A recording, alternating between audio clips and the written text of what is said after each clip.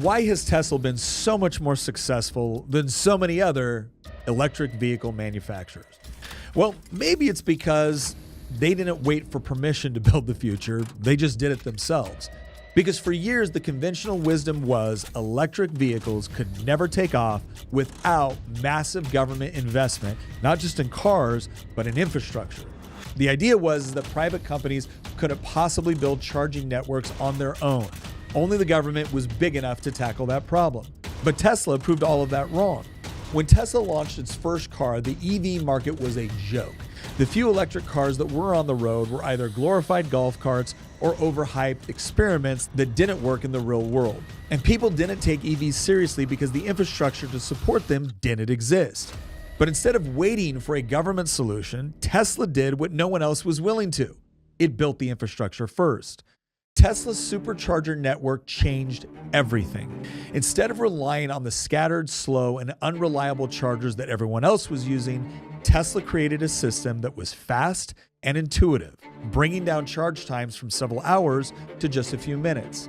And by doing so, Tesla solved the range anxiety problem that kept people from buying EVs in the first place. You didn't need to worry about running out of power in the middle of nowhere because Tesla's chargers were soon springing up all over the country. Today, their supercharging network is the largest, fastest, and most reliable EV charging system in the world. No other car manufacturer has even come close. Meanwhile, public charging networks funded by governments are notorious for their unreliability. Broken chargers, slow charging speeds, and non-existent maintenance help make them more of a hassle than a help. Tesla's success is a case study in how innovation actually happens. Instead of waiting for the perfect conditions or relying on public funding, they acted. In doing so, Tesla created demand for EVs by making them practical and desirable, something that no amount of government planning seemed to be able to achieve. The result? Tesla didn't just succeed. They forced the entire auto industry to rethink what was possible.